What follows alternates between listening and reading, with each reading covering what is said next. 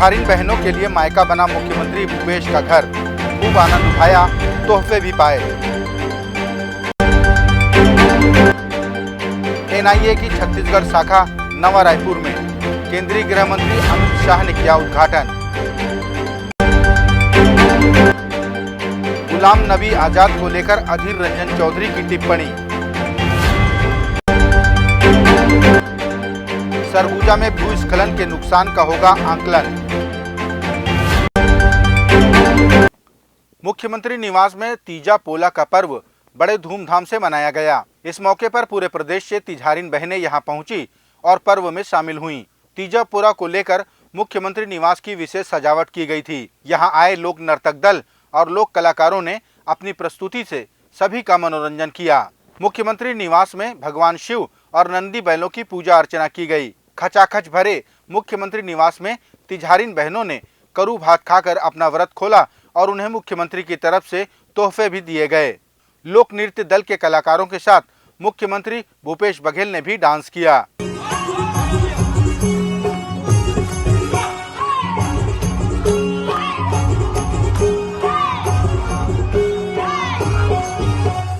इस अवसर पर इंदिरा कला संगीत विश्वविद्यालय खैरागढ़ की कुलपति पद्मश्री ममता चंद्राकर, लोक गायिका कविता वासनिक, लोक रंग अर्जुनदा समेत ढेरों कलाकारों ने अपनी प्रस्तुतियां दी।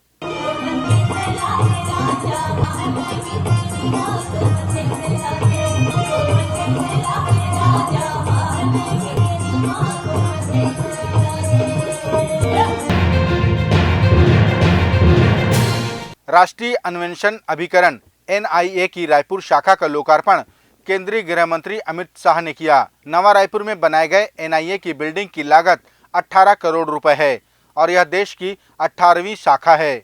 उद्घाटन समारोह में केंद्रीय गृह मंत्री अमित शाह के साथ मुख्यमंत्री भूपेश बघेल, छत्तीसगढ़ के गृह मंत्री ताम्रध्वज साहू, पूर्व मुख्यमंत्री डॉक्टर रमन सिंह और रायपुर सांसद सुनील सोनी भी शामिल हुए। इस मौके पर गृह मंत्री अमित शाह ने कहा कि रायपुर में एनआईए की बिल्डिंग एनआईए की बढ़ती शाख और दबदबे का प्रतीक है। उन्होंने कहा कि एनआईए ने अल्पकाल में ही अपनी खास पहचान बनाई है। उद्घाटन समारोह को प्रदेश के मुख्यमंत्री भूपेश बघेल ने भी संबोधित किया। मित्रों, आज ये भव्य भवन जो दिखाई पड़ता है वो एनआईए की बढ़ती हुई शाख और बढ़ते हुए दबदबे का प्रतीक है। एजेंसियों के लिए जो समय एनआईए की स्थापना को हुआ है वो समय बहुत लंबा नहीं है। किसी भी एजेंसी को स्थापना के बाद बनने में, उभरने में, अपनी साख बनाने में, अपनी व्यवस्थाओं को प्रस्थापित करने में और परिणाम लाने में एक लंबा समय जाता है, मगर एनआईए ने अल्पकाल के अंदर ही अपने कार्यक्षेत्र के हर पहलू में बेंचमार्क स्थापित कर पूरे विश्व में एक prime anti terror investigation agency का एक प्रकार से मान्यता प्राप्त किया है। पूरे देश के लिए गौरव की बात है। कांग्रेस पार्टी के वरिष्ठ नेता गुलाम नबी आजाद के पार्टी छोड़ने को लेकर सांसद अधीर रंजन चौधरी ने कहा कि कांग्रेस पार्टी ने गुलाम नबी आजाद को सब कुछ दिया, लेकिन वे प्रधानमंत्री नरेंद्र मोदी के चक्कर में आ गए। चौधरी ने कहा कि प्रधानमंत्री ने कोविड से मरे 50 लाख लोगों के लिए कभी नहीं रोए, लेकिन विपक्षी पार्टी के नेता को अपनी ओर आकर्षित करने के लिए सदन में आंसू बहा दिए। 50 लाख कोविड के चलते हिंदुस्तान में मौत हुई थी। किसी ने देखा कभी शोक व्यक्त करने के लिए? लेकिन गुलाम नबी आजाद की जब रिटायरमेंट होने लगे हैं, मोदी जी रोने लगे सदन के अंदर। तो जिस दिन मोदी जी रोए सदन के अंदर गुलाम नबी जी की आजाद के लिए, उसी दिन हमारे लिए सारे किस्सा खत्म हो गए। उस दिन मैं एकदम बिल्कुल मान लिया था, स्पष्ट हो गए थे कि मोदी जी के चक्कर में वो फंस गए हैं।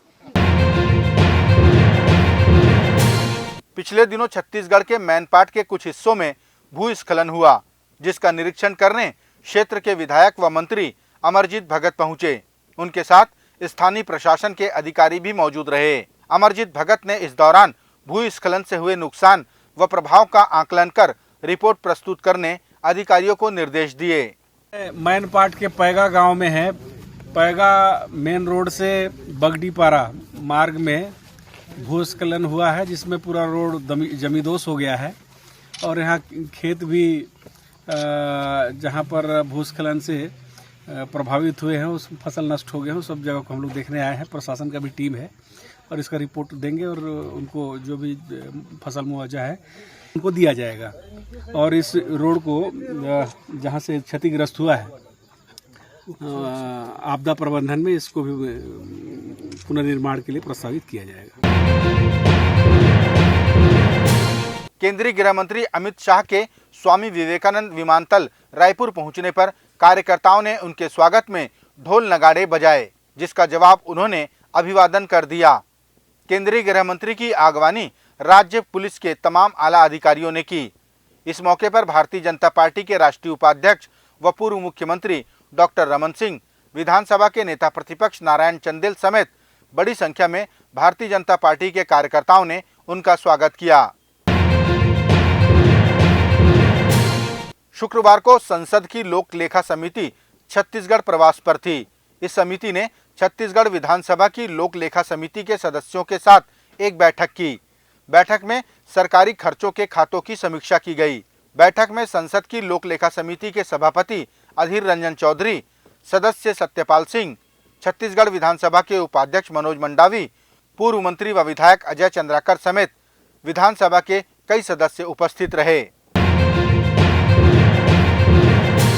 छत्तीसगढ़ में शासकीय कर्मचारी अपनी 2 सूत्री मांगों को लेकर 6वें दिन भी हड़ताल पर रहे।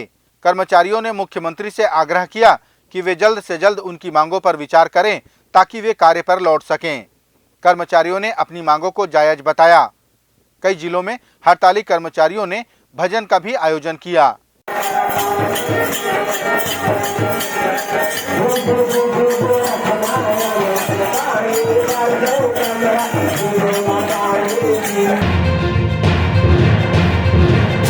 बस्तर पुलिस को ऑनलाइन ठगी के मामले को सुलझाने में सफलता मिली। प्राप्त जानकारी के अनुसार प्रार्थी दीनबंधु रथ के साथ मोबाइल के माध्यम से 4 लाख की ठगी की गई थी। प्रार्थी की रिपोर्ट पर जगदलपुर कोतवाली पुलिस साइबर टीम के साथ पतासाजी में लगी और आरोपी को भुवनेश्वर उड़ीसा से गिरफ्तार किया गया। कोतवाली जगदलपुर के नगर पुलिस अधीक्षक हेमसागर सिदार ने बताया कि आरोपी डेविड लुधियाना पंजाब का निवासी है और उसने अपने अपराध को कबूल कर लिया है। मामले में दीनबंधु रथ की रिपोर्ट पर थाना कोतवाली में ठगी का अपराध दर्ज कर अनुसंधान में लिया गया था और मामले में साइबर सेल और थाना कोतवाली के माध्यम से जो है जो अज्ञात आरोपी है उसकी पता तलाश की जा रही थी और इस दौरान जो है ज्ञात हुआ कि मामले का जो एक संदेही है डेविड कुमार, जो बेसिकली पंजाब का निवासी है और जो अभी वर्तमान में भुवनेश्वर में उपस्थित है।